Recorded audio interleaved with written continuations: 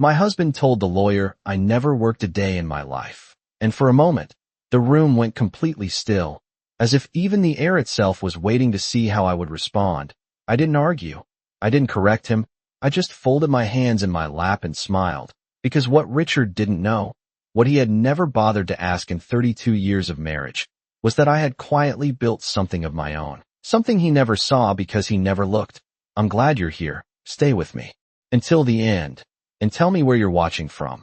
Because what happened next changed everything I thought I knew about my life. The office smelled faintly of polished wood and old paper, the kind of place where decisions are made without emotion, where lives are reduced to signatures and numbers. Richard sat across from me, confident, relaxed, like a man who had already won, his suit pressed, his watch gleaming under the overhead light. He didn't even glance in my direction when he spoke, as if I were already irrelevant, as if I had already been erased. She's never contributed financially, he continued, his voice calm, almost bored, like he was explaining a simple fact, and I felt something inside me shift, not break, not shatter, but settle in a place, like a final piece of a puzzle clicking where it belonged. For years, I had woken up before him, made his breakfast just the way he liked it, eggs soft, toast lightly browned, coffee exactly 1 teaspoon of sugar. I had kept our home running without a second thought,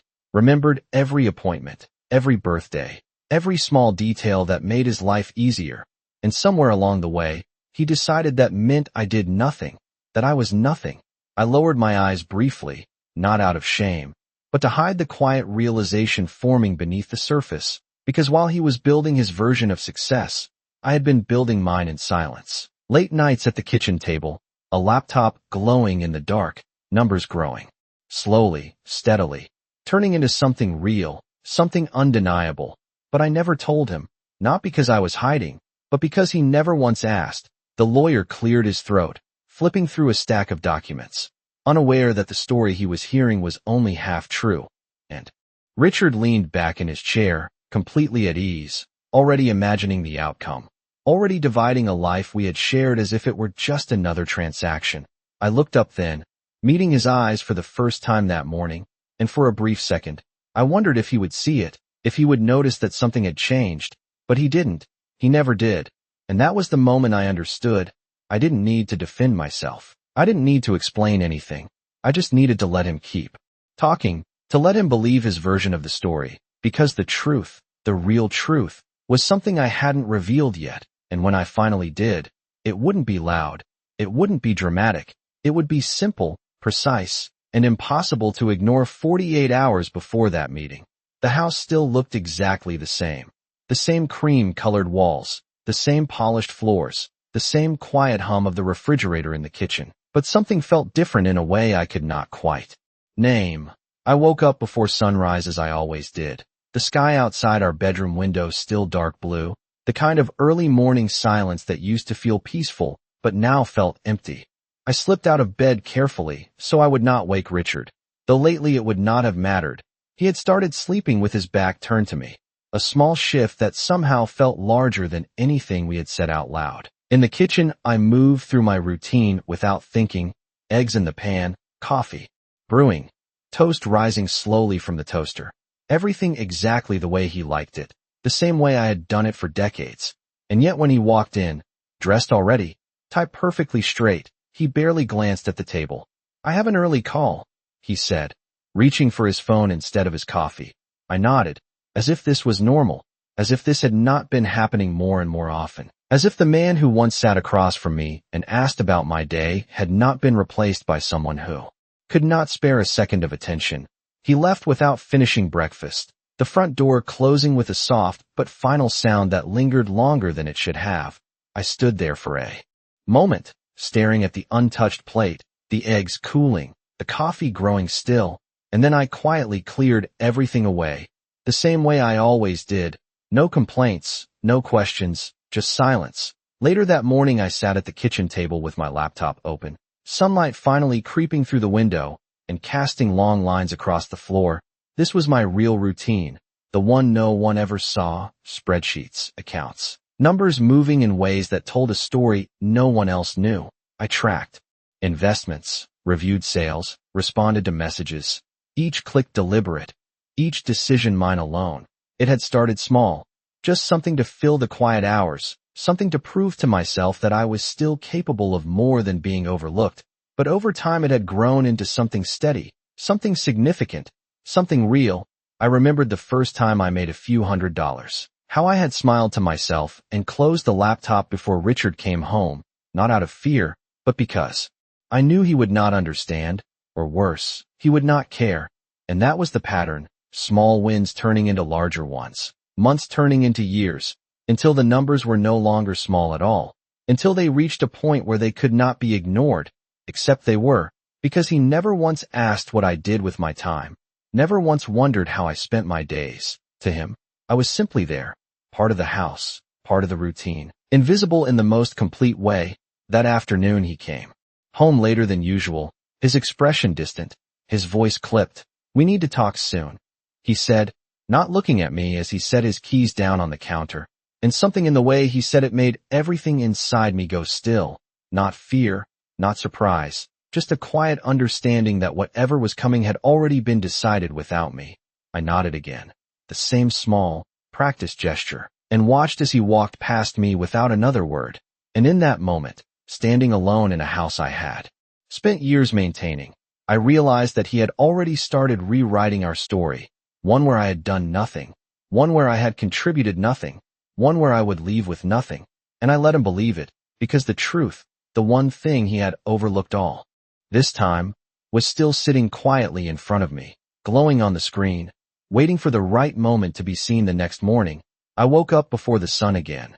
But this time there was no sense of routine in my movements, only a quiet awareness that everything around me was about to change. I moved through the house slowly, noticing details I had ignored for years. The faint scratch on the kitchen counter from a dinner we hosted a decade ago, the framed photo of us on the living room shelf, where Richard had his arm around me, smiling in a way that now felt unfamiliar.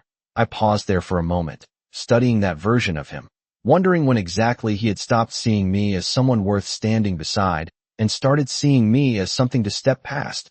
I did not feel anger, not yet, just a calm, almost distant clarity, like I was finally looking at my life without the filter of habit. When Richard came downstairs, he did not greet me. He went straight to the coffee machine, poured himself a cup, and checked his phone, the glow of the screen reflecting in his eyes. I watched him quietly, taking in the small things I had once overlooked, the way he avoided eye contact, the way his tone had lost all warmth. "We should meet with the lawyer tomorrow," he said casually, as if he were suggesting a routine appointment, as if the word lawyer did not carry the weight of everything we had built together. I nodded, setting a plate in front of him even though I knew he would not eat. And sure enough, he barely touched it. "I think it is time we both move on," he added, still not looking at me. And there it was, said plainly, without hesitation, without even the courtesy of pretending it was difficult. I folded my hands together on the table, steady, composed, and asked only one question. "Have you already decided everything?" He finally looked up then, just briefly, and there was no guilt in his expression, only certainty. "It is the logical choice," he replied. And I almost smiled at that word, logical, as if a marriage could be reduced to a calculation, as if years of shared life could be summarized in a single conclusion. I nodded again, the same quiet gesture he had come to expect from me. And in that moment, I made my decision as well, not to fight him, not to argue, not to correct the version of me he had created in his mind, but to let it unfold exactly the way he wanted, because the more confident he became, the less he would question anything. And that was what I needed. That afternoon, after he left, I sat down at my laptop again, the familiar screen lighting up the room. I opened my accounts one by one, reviewing everything carefully. The balances, the transfers, the records of years of quiet work. Each number a reflection of time he never noticed, effort he never valued. I traced the total with my eyes. Over $500,000, built piece by piece in the background of a life where I was considered invisible. And for the first time, I allowed myself to fully acknowledge what that meant, not just financially, but personally. I was not dependent. I was not powerless. I had simply chosen silence. And now that silence was about to become something else entirely. I closed the laptop slowly, resting my hands on the table, and let the realization settle in. He believed I had nothing, and that belief was going to be the very thing that cost him everything that evening. The house felt quieter than usual, not because anything had changed on the surface, but because I was finally seeing it for what it had become, a place where I existed out of habit rather than presence. I walked through each room slowly, my fingers brushing lightly against furniture I had chosen years ago, remembering the time when every decision we made was shared, when Richard would ask my opinion before buying anything, when we used to sit together on the couch and talk about plans that felt endless at the time. I paused in the living room, looking at the large window that overlooked the backyard, the same yard where we once hosted summer barbecues, where laughter used to fill the space. Now it was still, untouched, like a photograph of something that no longer existed. I sat down in my usual chair and let the silence settle around me. Not heavy, not suffocating, just honest. For the first time in years, I was not trying to fill it with routine or distraction. I was simply acknowledging it. Later, I heard the front door open, Richard stepping inside with the same measured pace, placing his keys in the same spot on the counter. Everything about him consistent, predictable, except for the way he no longer acknowledged me. "I confirmed the appointment," he said, loosening his tie as he walked past me. "Tomorrow at 10. I nodded, my expression calm, my voice steady. "That works." He did not question my tone, did not notice the absence of hesitation. To him, my compliance was expected, almost automatic. He moved through the house as if it were already his alone, opening cabinets, checking his phone, speaking briefly about logistics, about how things would be divided, about what made the most sense, practical words that stripped away any trace of emotion. I listened without interrupting, not because I agreed, but because there was nothing left to argue about. He had already decided who I was in this story, and correcting him now would only disrupt the illusion he was so comfortable believing. After dinner, which he barely touched, he retreated to his study, the door closing behind him with a quiet click, and I remained at the table, staring at the empty plate in front of me, the faint reflection of the overhead light shimmering across its surface. I remembered how many nights I had sat in this same seat, waiting for him to come home, adjusting my schedule around his, shaping my days to fit his needs, and I realized how easily that version of me had been dismissed, reduced to nothing more than convenience. I stood up slowly and walked back to the kitchen, rinsing the dishes, placing them carefully in the rack, each movement deliberate, controlled. There was no rush, no urgency, just a quiet sense of preparation. When I finished, I dried my hands and returned to the table, opening my laptop once more, the screen illuminating the room in a soft glow. I reviewed everything again, not because I needed to, but because I wanted to be certain every account, every record, every detail aligned exactly as it should. There was no room for error. Not now. Not at this stage. I closed the laptop after a moment, resting my hand on its surface, and allowed myself a small, almost imperceptible smile, not out of satisfaction, but out of clarity, because while Richard was preparing for an ending, I was preparing for something entirely different. And as the house settled into silence once again, I understood that tomorrow would not be the moment I lost everything. It would be the moment he realized what he had never truly seen. The morning of the meeting arrived without any sense of urgency, the sunlight filtering through the curtains just as it always had, soft and indifferent to what was about to unfold. I stood in front of the mirror a little longer than usual, not to change anything, but to look at myself clearly, to see the woman I had become without the expectations of anyone else shaping that reflection. My silver hair was neatly brushed, my posture straight, my expression calm. There was no trace of doubt, no hesitation, just a quiet steadiness that had taken years to build. Downstairs, the house was silent except for the faint ticking of the clock on the wall. I prepared coffee for myself only, a small but noticeable shift, and sat at the table without setting a second place. It was not an act of defiance, just an acknowledgement of what was already true. When Richard came down, he paused for a brief second, as if something felt different, but he did not question it. He poured himself coffee without a word, his movements efficient, detached. "We should leave in 20 minutes, he said, checking his watch. I nodded, taking a slow sip from my cup, my hands steady, my breathing even. There was no need to rush. Everything that needed to happen would happen exactly when it was supposed to. The drive to the office was quiet, the city passing by outside the window in a blur of familiar streets and buildings, places we had driven past together for years without ever really seeing them. Richard focused on the road, occasionally glancing at his phone at stoplights, his mind already on the outcome, already moving ahead to a future he had planned without me. I sat beside him, watching the reflections shift across the glass, feeling an unexpected sense of calm settle deeper within me. Not because I was avoiding what was coming, but because I had already accepted it. When we arrived, the building stood tall and unremarkable, just another office among many. Yet inside it held the moment that would define everything. That followed. We walked in together, but not side by side. There was a distance between us that no longer needed to be measured in steps, only in understanding. The receptionist greeted us politely, her voice neutral. Unaware of the quiet tension beneath the surface, we were led into the same room from before, the polished table, the neatly arranged documents, the chairs positioned with careful symmetry, everything prepared, everything waiting. Richard took his seat immediately, confident, composed, as if this were just another appointment to finalize a decision already made. I sat across from him, placing my hands gently on the table, my posture relaxed, my expression unchanged. The lawyer entered shortly after, greeting us both with professional courtesy before taking his place. Papers were shuffled, folders opened, the process beginning in a steady, predictable rhythm. Richard spoke first, his tone measured, outlining his perspective with the same certainty he had shown before. I listened quietly, my attention focused, not on his words, but on the moment itself, the way everything was unfolding exactly as expected, exactly as planned. And as the conversation continued, I realized that nothing he said had the power to affect me anymore, because the version of me he was describing was not the one sitting across from him. And for the first time, I felt completely separate from the narrative he had created, completely in control of what came next.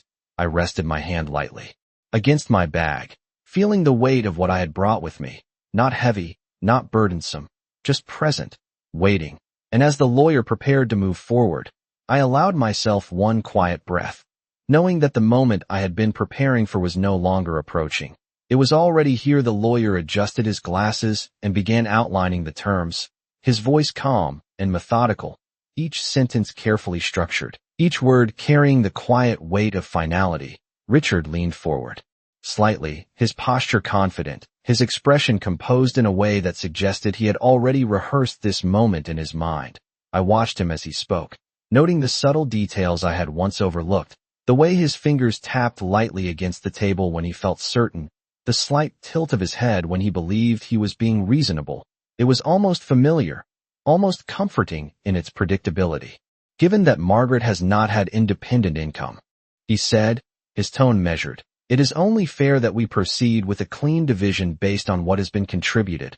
I kept my gaze steady, my expression unchanged, allowing his words to settle into the room without interruption. The lawyer nodded, making a note, unaware of the quiet imbalance in the narrative being presented. This arrangement would ensure a smooth transition, Richard continued, as if he were explaining something beneficial, something generous, and I felt a faint shift inside me, not anger, not resentment, but clarity, because every word he spoke revealed more than he intended. It revealed how completely he had misunderstood me, how confidently he had built his assumptions without ever questioning them. I rested my hands lightly on the table, my fingers still, my posture relaxed, and said nothing, the silence stretching just enough to make the lawyer glance briefly in my direction, as if expecting a response. But I offered none, not yet, because this part needed to unfold exactly as it was. Richard glanced at me then, just for a moment, perhaps expecting resistance, perhaps anticipating a reaction he could dismiss, but when he found none, his confidence seemed to settle even deeper. We can finalize everything today, he added, his voice carrying a quiet certainty, as if this were simply the conclusion of a process that had already been decided. The lawyer began organizing the documents, sliding a set of papers across the table toward me, the edges aligned perfectly, the pen placed neatly beside them, ready for a signature that would confirm everything Richard believed to be true. I looked down at the pages, scanning the lines, the numbers, the careful language that reduced years of shared life into a series of terms and conditions, and for a brief moment, I allowed myself to see it from the outside, the way it must have looked to anyone else. A quiet woman with no visible income, no apparent claim, sitting across from a man who appeared to hold all the leverage, all the certainty, and I almost understood why Richard believed this would be simple, why he thought this would be the end of the story. I picked up the pen slowly, turning it once between my fingers, not to sign, but to feel the moment fully, to recognize the exact point where everything shifted. The lawyer waited patiently. Richard leaned back slightly, already anticipating the outcome, and I lifted my eyes from the page to meet his, holding his gaze for just a second longer than before, not challenging, not confrontational, just present. And in that brief exchange, I wondered if he sensed anything at all, any hint that the version of reality he was so certain of was about to change. But if he did, he gave no sign. He simply nodded, as if encouraging me to proceed. And that was when I set the pen down gently on the table, my hand moving instead toward my bag, my fingers brushing against the documents I had carried with me, the quiet truth that had been waiting, unseen. All this time my fingers closed around the edge of the folder inside my bag, the paper cool and smooth beneath my touch, and for a brief moment, I let the silence stretch just a little longer, not out of hesitation, but because I understood the weight of what was about to happen. The lawyer glanced at me again, polite, patient, waiting for me to continue. Richard shifted slightly in his chair, his confidence still intact, still unshaken, as if this pause was nothing more than a minor delay in a process he had already completed in his mind. I slowly pulled the folder out and placed it on the table in front of me, aligning it carefully with the edge, a small, deliberate movement that drew just enough attention to make both of them look down. "Before I sign anything," I said, my voice calm, steady, "there is something I need to add." The lawyer nodded, his expression neutral, but I could see the faint curiosity in his eyes. Richard let out a quiet breath, almost impatient, as if expecting this to be a minor clarification, something easily dismissed. I opened the folder without rushing, revealing a stack of documents neatly organized, each page marked, each number precise, and I slid the first sheet across the table toward the lawyer. "These are my financial records," I said simply, no emphasis, no explanation, just the truth placed plainly in front of them. The lawyer adjusted his glasses and leaned forward, scanning the page, his eyes moving quickly at first, then slowing, then stopping, his expression shifting almost imperceptibly as the numbers settled into place. Richard frowned slightly, leaning in as well, trying to follow along. But there was a moment, a small, unmistakable moment, where his certainty faltered. "What is this?" he asked, his tone no longer as steady as before. I rested my hands lightly on the table, my posture unchanged. "It is my income," I replied, "and nothing more."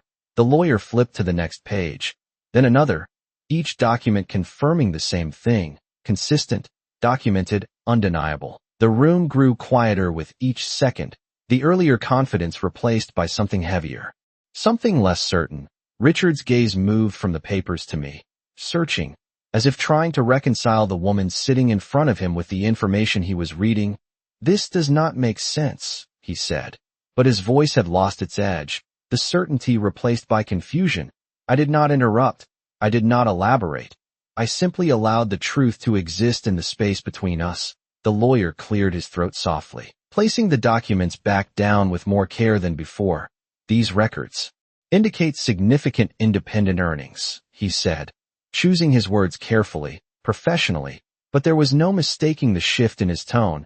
Richard leaned back slightly, his posture no longer relaxed, his hand hovering near the papers as if unsure whether to reach for them again or pull away. And for the first time since we had entered that room, he was not in control of the narrative. I met his gaze calmly, not with triumph, not with satisfaction, just with quiet certainty, because this was never about proving him wrong. It was about letting him see what had always been there. And as the silence settled once more, heavier now, filled with something neither of them had expected, I realized that the moment had arrived, not loudly, not dramatically, but exactly as it needed to, precise, undeniable, and impossible to ignore. Richard did not speak immediately, and that silence said more than anything he could have said. His eyes remained fixed on the documents, as if the numbers might change if he stared at them long enough. As if there was still a version of reality where this did not exist. The lawyer cleared his throat again, more carefully this time, and adjusted the stack of papers into a neat line, a small gesture that seemed to acknowledge that the conversation had shifted in a way that could not be undone. These appear to be independently established assets, he said, his tone now more formal, more precise, and I noticed the way he angled the documents slightly closer to himself, as if treating them with a different level of importance. Richard finally reached forward and picked up one of the pages, his fingers tightening slightly around the edge, his eyes scanning the figures again, slower now, more deliberate. This has to be recent, he said, but there was uncertainty in his voice, a hesitation that had not been there before. I shook my head gently. No, I replied, my voice even. It has been consistent for years. I did not elaborate further. I did not explain how it started or how it grew, because that part no longer mattered. What mattered was that it existed, documented, verified, undeniable. The lawyer turned another page, then another, his expression thoughtful, recalculating. If this information is accurate, he began, pausing just long enough to ensure every word carried its full weight. Then the proposed division would need to be reconsidered. Richard looked up at him quickly, his composure slipping just slightly. Reconsidered how? He asked, and for the first time, his voice carried something unfamiliar, not authority, not confidence, but concern. The lawyer met his gaze calmly. These earnings would classify as separate financial standing, which changes the structure of this agreement significantly. The room felt different now, the earlier sense of certainty, replaced by something more fragile, more uncertain. Richard leaned back in his chair, but this time it was not a relaxed movement. It was controlled, measured, as if he were trying to regain balance. His eyes shifted to me again, searching for something, an explanation, a reaction, anything that could restore the version of events he had believed in. But I offered none. I simply sat there, composed, my hands resting lightly against the table, my expression unchanged, because there was nothing left to say. The truth was already present, filling the space between us, leaving no room for interpretation. Why did you not say anything? He asked finally, his voice quieter now, almost restrained, and I held his gaze for a moment before answering. You never asked. The words settled into the room with a quiet finality, not sharp, not accusatory, just clear, and I could see it then. The exact moment it reached him, not fully, not all at once, but enough to shift something inside his understanding. The lawyer began reorganizing the documents again, his movements more deliberate, more cautious, as if acknowledging that this was no longer a straightforward process. We will need to pause and reassess the terms, he said, directing his words toward both of us. But the weight of them leaned heavily in Richard's direction. I nodded slightly, accepting this without hesitation, because this was never about disrupting the process. It was about revealing what had always been part of it. And as the conversation moved forward, slower now, more careful, I realized that everything had changed without a single raised voice, without a single argument. Just a quiet truth placed exactly where it needed to be, and the man who had once believed he held all the answers was now left sitting in silence, trying to understand a question he had never thought to ask. The meeting did not end with raised voices or dramatic conclusions. It ended with a quiet shift, the kind that settles slowly but changes everything once it takes hold. The lawyer gathered the documents with careful precision, no longer rushing, no longer assuming, each movement deliberate as he began outlining the need to restructure the agreement. Richard remained seated, his posture no longer relaxed, his gaze fixed somewhere between the papers and the table, as if he were still trying to place himself back into a position that no longer existed. I listened as the lawyer spoke, his tone measured, explaining options, timelines, adjustments, but his words felt distant, not unimportant, just no longer the center of what mattered. Because something far more significant had already happened, something that could not be revised or renegotiated. When the discussion paused, I closed the folder in front of me gently, the sound soft but final, and stood up from my chair, not abruptly, not with urgency, just with quiet intention. Both men looked up, the lawyer with polite acknowledgement, Richard with something else, something less defined. I met his eyes one last time, not searching, not questioning, simply present, and in that moment, I saw it clearly, the realization settling in, not fully formed, not completely understood, but undeniable. The version of me he had carried for years no longer existed, or perhaps it never had. You should have told me, he said, his voice lower now, stripped of certainty, and I considered that for a moment, not as a question, but as a statement. Before answering, you never needed me to. My tone remained calm, not defensive, not cold, just honest, because the truth was simple. I had not hidden anything. I had only lived in a space he never chose to see. The lawyer shifted slightly, glancing between us, sensing that the conversation had moved beyond the scope of contracts and agreements. I picked up my bag, holding it lightly at my side, and allowed a small pause, not to create tension, but to acknowledge the moment for what it was, an ending, not defined by loss, but by clarity. I turned toward the door, each step steady, unhurried, the sound of my heels against the floor echoing softly in the room. And I did not look back immediately, not because I could not, but because I no longer needed to. When I reached the door, I paused briefly, my hand resting against the handle, and for just a second, I allowed myself to feel the full weight of everything that had led to this point. Not regret, not resentment, just recognition. Then I opened the door and stepped out, the hallway beyond quiet and unchanged, as if nothing extraordinary had happened at all, and yet everything had.